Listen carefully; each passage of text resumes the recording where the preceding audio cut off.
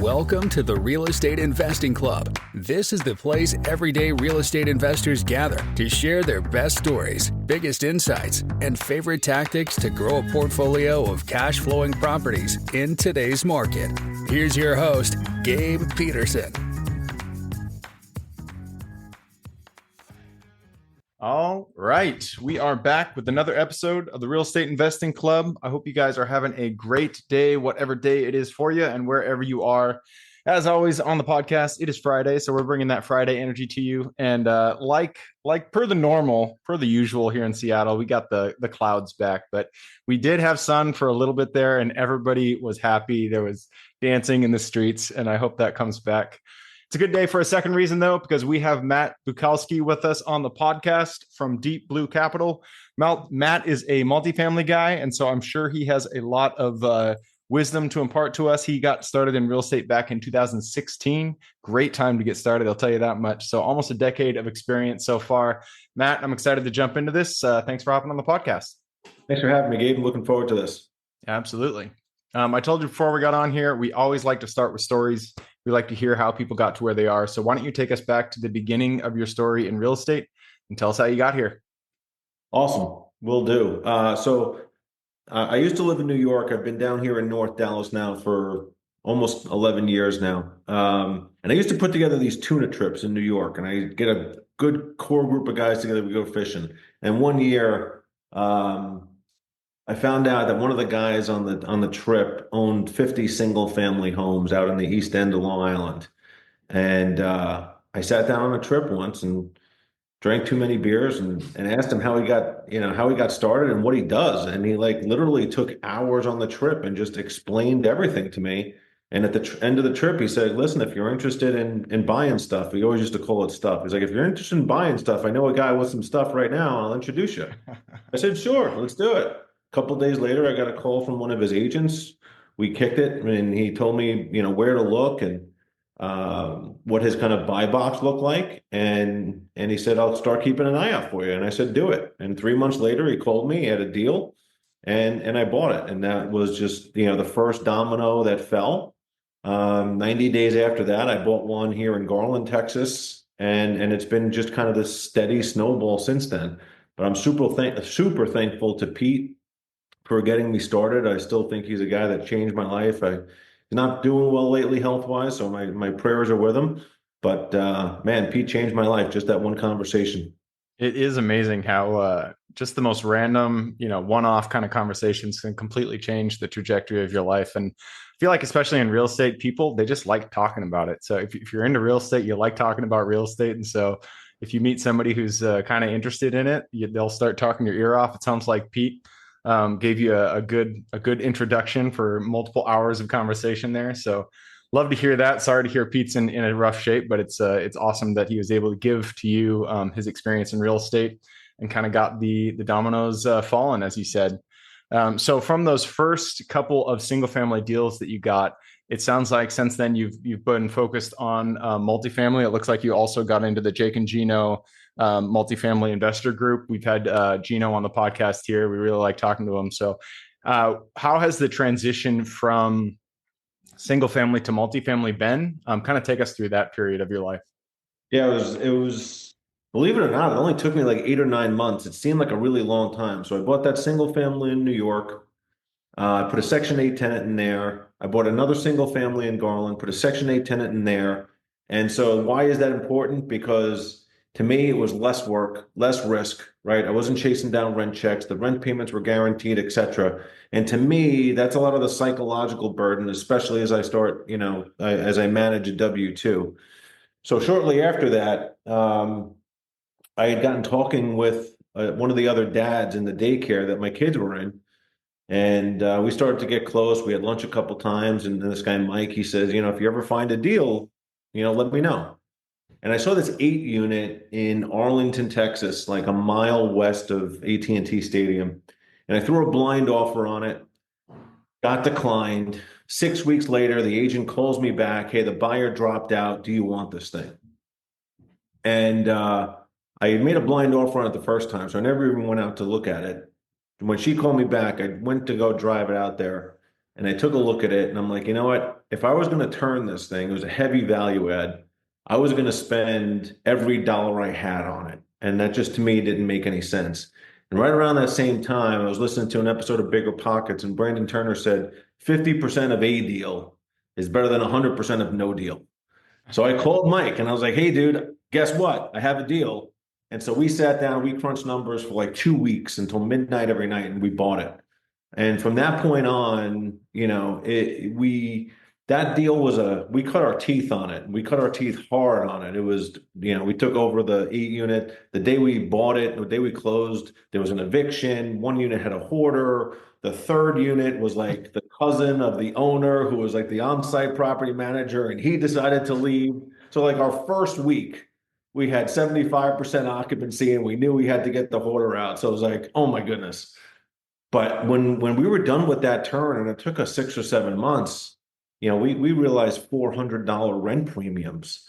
And then it was just kind of on cruise control. And we self-managed that thing for 3.5 years. I was the rent guy, and Mike was kind of the legal and finance guy. And we just figured out how to divide and conquer on it.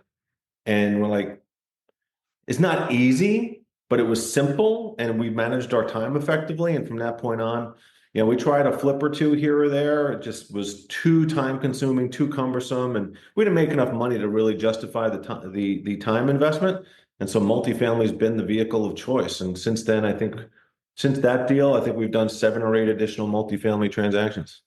Nice, man. I love it. I was laughing in the background because you mentioned, your first deal, you had a hoarder, you had people you needed to evict, your property manager was living on site, and it reminded me, my first deal was a triplex, and we had a hoarder, we had a guy growing weed out of his unit, we had all that fun stuff. But having running into issues in your first deal, I feel like so long as you do make money on it, I feel like that's the way to go, because then you realize your eyes are kind of wide open. You're like, this is not going to be easy. I do have to work for this money. So that kind of made me laugh. And I like how you mentioned that quote from Brandon Turner, the 50% of a deal is better than zero, or what'd you say? 50% of a deal. Yeah, there you go. And that's completely, I love that sentiment. It's also makes a lot more fun when you have partners. I've done plenty of deals myself, and I wasn't nearly as engaged or as happy in the deal than when I have partners. So I like that you brought in a partner to close that one down. It sounds like since then you've gone to 8 additional multifamily. Tell us about your criteria. How has it evolved over the time, and how has your approach to multifamily changed since you completed that first 8 unit? That's a great question. And, I just hosted a panel on this topic yesterday at a conference in Dallas. The late 20 teens, if you will, we were all about C-class value add, right? Give us the ugly stuff with under market rents. And we were going to come in there and turn the inside, fix up the outside, turn the inside, and raise the rents. And so we did that in 2017. We did it in 2018. We bought 2 deals. We bought a deal in 2020 that was smaller, 4 units. It was pretty stable. And then we did 2 value add deals inside of 90 days in Q4 of 2021. Same playbook, right? 1960s build, under market rents, mom and pop seller. We get in there, there's 34 units combined. We bought the 16 unit first, and then a wholesaler called us like 3 weeks later, seeing that we were the owner of the 16 unit, and they sold us the 18 unit right next door. So it was interesting how word traveled fast. And so in that 34 unit complex, we invested almost $1 million in CapEx between interior and exterior upgrades. Then in 2022, we did another 8 unit, off market, direct to seller. And we put like $200,000 in CapEx into that one. And this was all at a time when rents were increasing, right? So I think that's really important retrospectively. And one of the reasons why we've kind of changed our investment thesis now is because it's much easier to do value add deals in an environment where rents are increasing. Right now in Dallas, rents are stagnant at best, and I wouldn't do those types of deals now because you're not going to grab onto some upside. So we've really changed our thesis from C-class value add, heavy lift type projects from 21, 22, and even into 2023 into more stable, less old property. So we bought a 2000s build in 2023. And then last year we bought a 1980s build that was, stable and just needed some basic unit turns. We're really, kind of riding this wave on flight to quality lately. I think the returns are just more stable and more reliable despite all this incoming supply.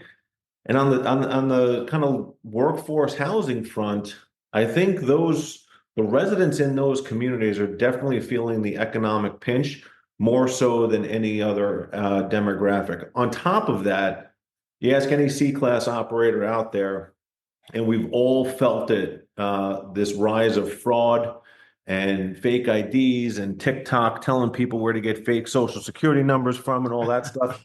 You get one or two of those folks in your portfolio, and you're talking 10, 15 grand in bad debt and write-downs, and we absolutely have been hit by that. So we just think that, going to a newer asset and in nicer areas is the move for us right now.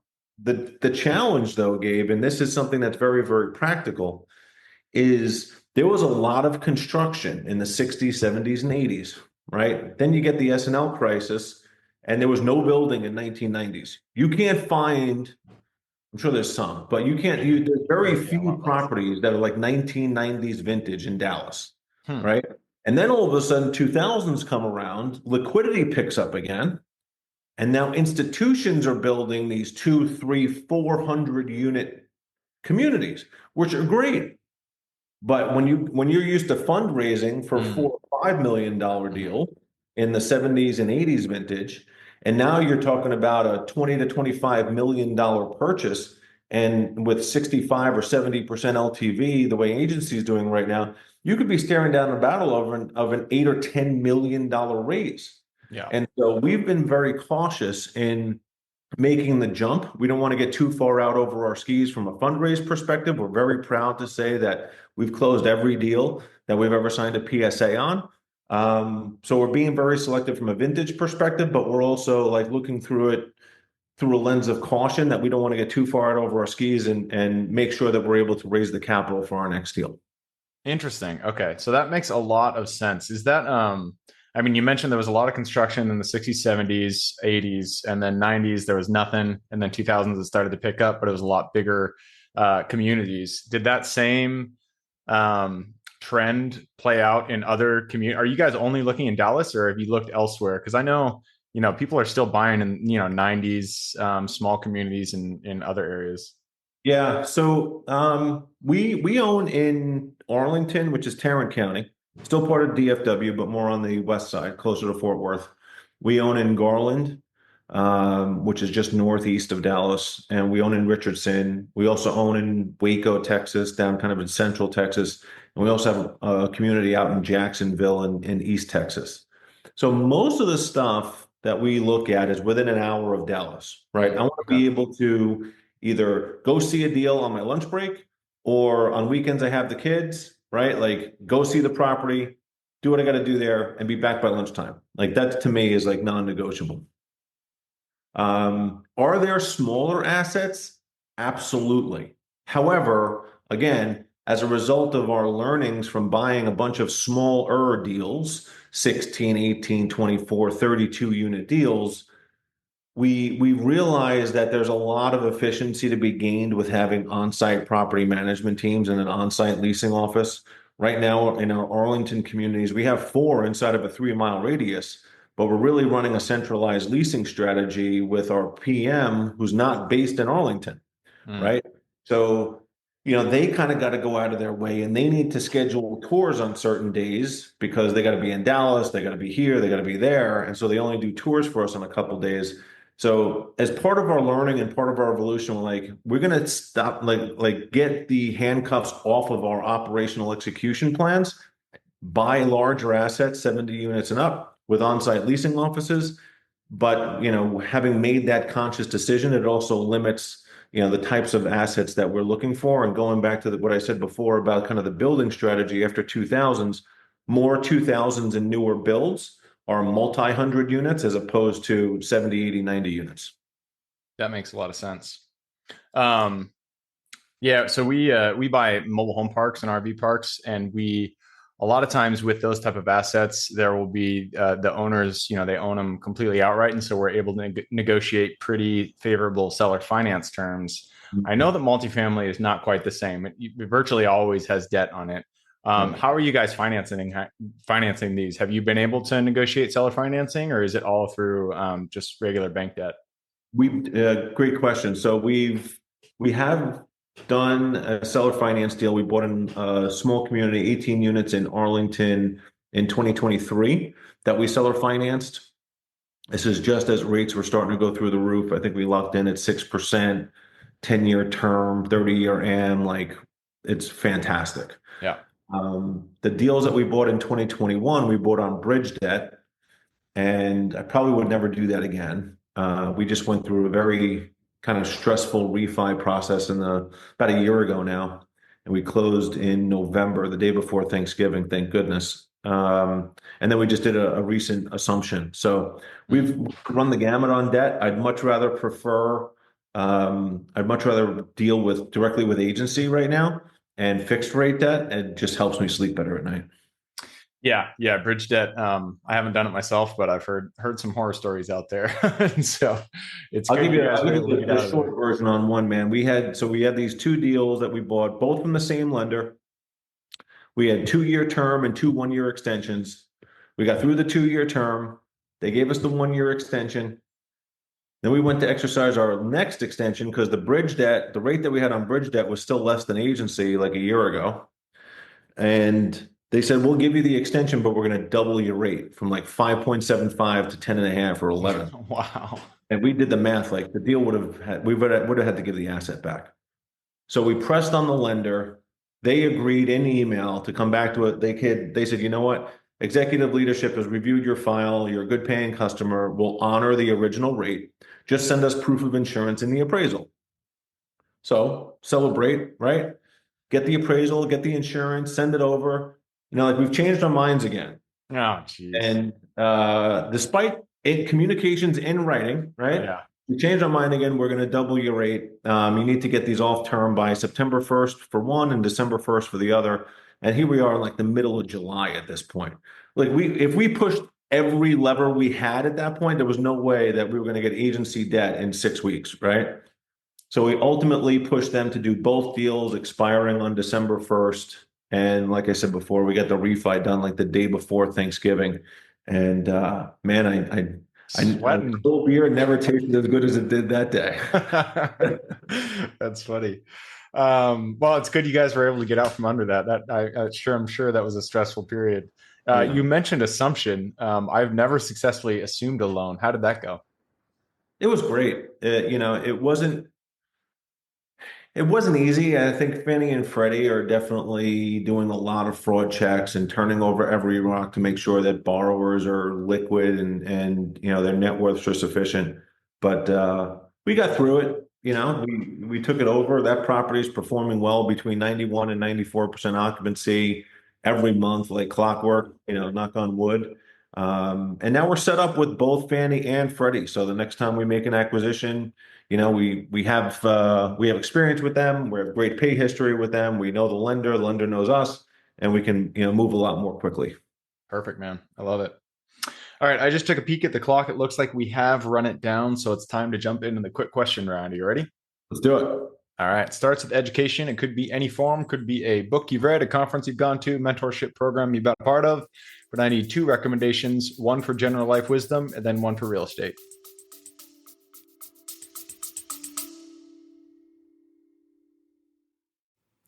Before we continue on with today's guest, I want to tell you guys about a community I'm launching on School to help investors like yourself grow your own portfolio. In this community, you'll get access to all the docs I use, all the systems I've built, everything I've used to grow my own portfolio, as well as instructions and guidance on how to get out there and find great deals, how to finance those deals, and then how to manage them for great returns. Since we're just launching it, the price will be set at a measly $20 per month, and whatever price you join at is the price you'll have for life. We will be increasing the price as the group grows, so if you're at all interested in growing your portfolio along other investors, now is the time to join. I will put the link somewhere in the bio or on our podcast website at therealestateinvestingclub.com, so if you are interested, head on over there. With that said, let's get back to the podcast.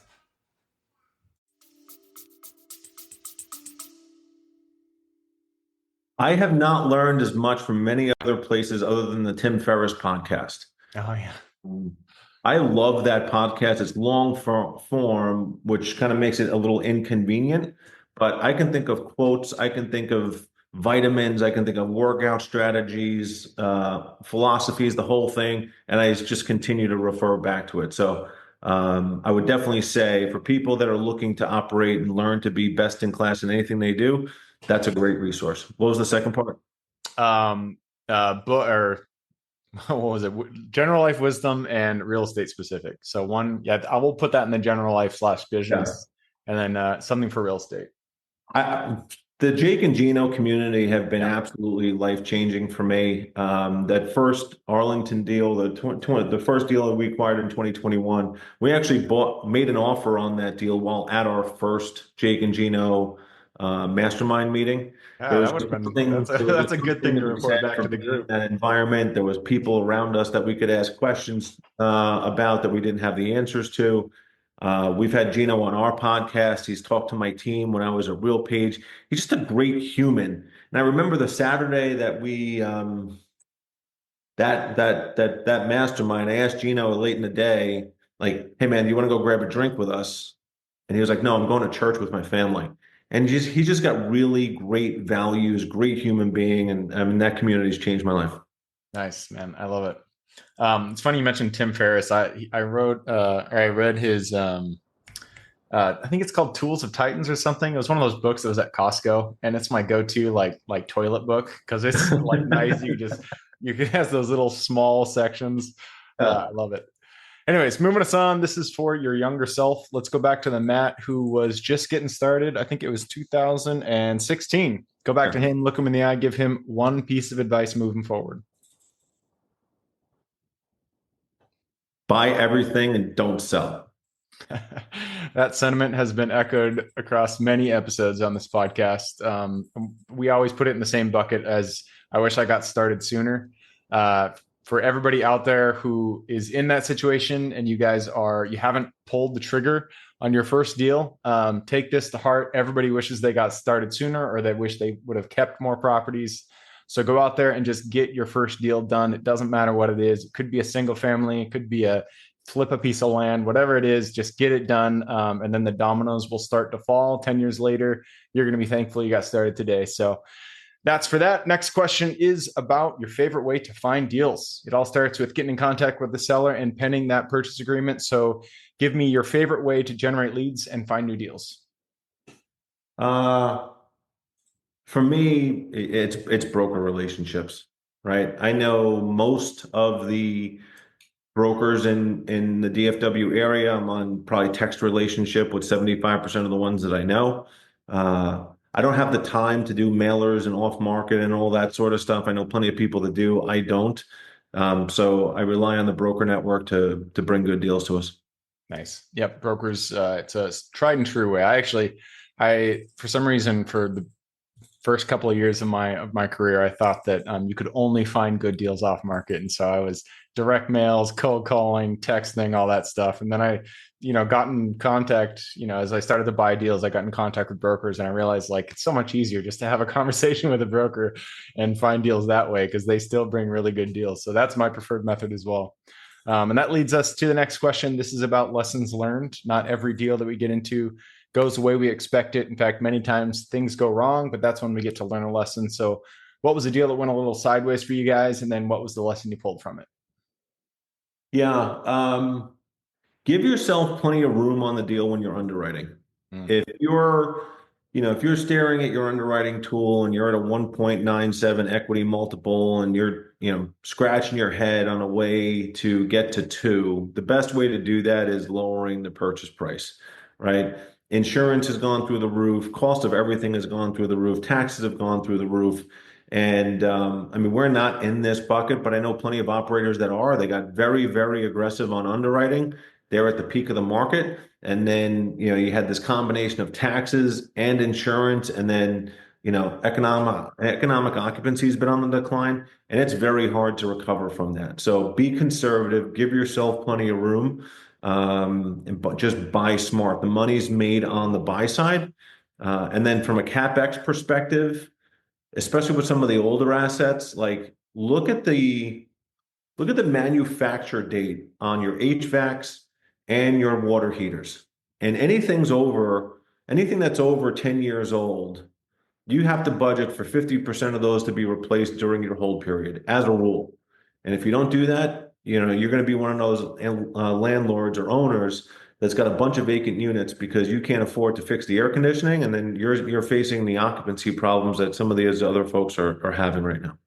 Yeah, 100%. I think my biggest lesson learned ever is to have more in your underwriting. Just have more CapEx set aside when you buy the property, because you always have to put more money into the deal than you think you do. That's just, right. Even if you think through the project and you get all the little details down, I guarantee something else is going to happen and you're going to have to put more into it. So definitely budgeting more for your projects is a good lesson to learn. Yeah. And that leads us. This kind of inspired me. One thing before we go into the next question. I learned this from a buddy of mine who's built like a $200 million portfolio.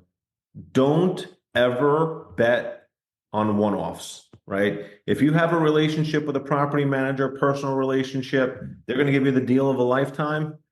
Don't bet on it, right? Because if they go away and they're giving you 3%, but you go to somebody else at 7%, that kills your deal, right? So underwrite at 7, get 3, and in the event something happens, they drop out, you still budgeted for the 7 and you can go somewhere else. The paving guy that that can give you a great deal. What if, weird things are happening in the world? What if they got to go back to Mexico? What are they going to do to this? You lose the hookups and end up paying retail price. It could send your entire deal sideways. Yeah, 100%. All right, that leads us to the second to last question. This is about raising capital. It does take money to make money in real estate. So what is your favorite way to raise capital?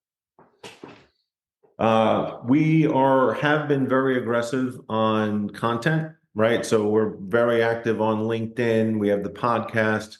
My partner, Brian, does a lot of kind of motivational stuff online. So we think that getting out into the ether with great content that shows that we're business people and investors, and frankly, dads and husbands, really makes us human and lets people know that we live and breathe the same opportunities that we bring to people.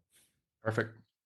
All right, that leads us to the last question. This is for the listeners. You've given us a lot to think about. I'm sure people want to reach out, get in contact with you. This is a two-parter. Where can they find you? And then what can they expect when they reach out? I'm going to take the last one first. You can always expect a response from me. I will always answer a question. And depending on how good you are, I will, make time for us to get to know one another. It's hard to give time to everybody. I do my best. You can find me anywhere. I'm on Facebook, Matt Buchalski. I'm on LinkedIn, Matt Buchalski. I'm on Instagram as Booch Nasty, an old joke. But you can find me anywhere. Hit me, send me a DM. I'm on all those platforms every day, and it'll never be more than a day before I respond. Perfect. I will put that link in the show notes. So if you guys want to reach out to Matt, all you got to do is click the little more in the description. It'll pull down that full description, and in there you can find his links. All right, man, that wraps it up. Thank you very much for hopping on the show. Awesome. Thanks, Gabe. Hope this is useful for your listeners. Appreciate the opportunity. Absolutely. For everybody who's with us today, thank you guys for showing up. You are the reason we do this. So if you guys have any questions, reach out to me, Gabe, at therealestateinvestingclub.com. If you guys want to support the show, just leave us a review. Other than that, I hope you guys have a great week. Keep rocking real estate, and I look forward to seeing you on the next episode. All right, before I officially sign off, I have a quick announcement to make. If you're interested in becoming a passive investor in one of my deals, my own company, Kaizen Properties, is looking for capital partners for our upcoming projects. We invest in what are known as recession-resistant assets, mainly self-storage facilities, mobile home and RV parks, and industrial properties. If you're interested in investing and would like to learn a little bit more about my company, our investing criteria, and some of the previous projects we've done, go to the Real Estate Investing Club podcast at therealestateinvestingclub.com and scroll all the way down to the bottom of the page. Click on the Invest With Us button. That'll pop up the investor form. Fill that out, and we will reach back out to you as soon as we can. Or if you prefer a little bit more of a personal touch, you can reach out to me at gabe@therealestateinvestingclub.com. So really, that is it. Again, it was a pleasure hanging out with you guys during this episode, and I look forward to seeing you on the next episode.